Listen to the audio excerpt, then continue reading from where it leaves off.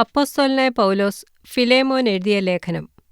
ക്രിസ്തുയേശുവിന്റെ ബദ്ധനായ പൗലോസും സഹോദരനായ തീമോഥെയോസും ഞങ്ങളുടെ പ്രിയനും കൂട്ടുവേലക്കാരനുമായ ഫിലേമോൻ എന്ന നിനക്കും സഹോദരിയായ അപ്പിയയ്ക്കും ഞങ്ങളുടെ സഹപഠനായ അർക്കിപ്പോസിനും നിന്റെ വീട്ടിലെ സഭയ്ക്കും എഴുതുന്നത്, നമ്മുടെ പിതാവായ ദൈവത്തിങ്കൽ നിന്നും കർത്താവായ യേശുക്രിസ്തുവിങ്കൽ നിന്നും നിങ്ങൾക്ക് കൃപയും സമാധാനവും ഉണ്ടാകട്ടെ.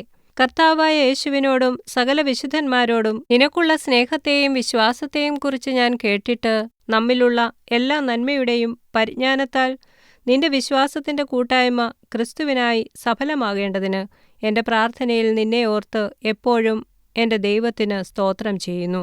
സഹോദര, വിശുദ്ധന്മാരുടെ ഹൃദയം നീ തണുപ്പിച്ചതു നിമിത്തം നിന്റെ സ്നേഹത്തിൽ എനിക്ക് വളരെ സന്തോഷവും ആശ്വാസവുമുണ്ടായി. ആകയാൽ യുക്തമായത് നിന്നോട് കൽപ്പിപ്പാൻ ക്രിസ്തുവിൽ എനിക്ക് വളരെ ധൈര്യമുണ്ടെങ്കിലും പൗലോസ് എന്ന വയസ്സനും ഇപ്പോൾ ക്രിസ്തുയേശുവിന്റെ ബദ്ധനുമായിരിക്കുന്ന ഈ ഞാൻ സ്നേഹം നിമിത്തം അപേക്ഷിക്കയത്രേ ചെയ്യുന്നത്. തടവിലിരിക്കുമ്പോൾ ഞാൻ ജനിപ്പിച്ച എന്റെ മകനായ ഒനേസിമോസിനു വേണ്ടിയാകുന്നു നിന്നോട് അപേക്ഷിക്കുന്നത്.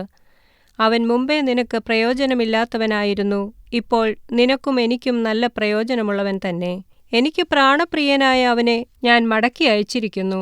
സുവിശേഷ നിമിത്തമുള്ള തടവിൽ എന്നെ ശുശ്രൂഷിക്കേണ്ടതിന് അവനെ നിനക്കു പകരം എന്റെ അടുക്കൽ തന്നെ നിർത്തിക്കൊള്ളുവാൻ എനിക്ക് ആഗ്രഹമുണ്ടായിരുന്നു.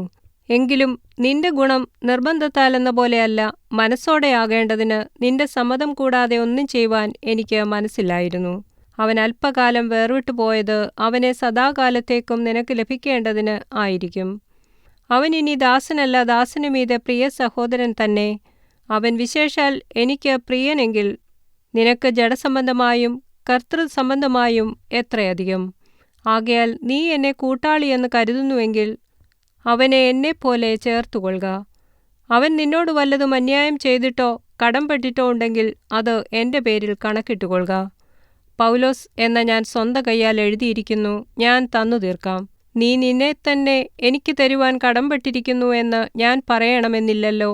അതേ സഹോദര, നിന്നെക്കൊണ്ട് എനിക്ക് കർത്താവിൽ ഒരനുഭവം വേണ്ടിയിരിക്കുന്നു. ക്രിസ്തുവിൽ എന്റെ ഹൃദയം തണുപ്പിക്ക. നിന്റെ അനുസരണത്തെപ്പറ്റി എനിക്ക് നിശ്ചയമുണ്ട്.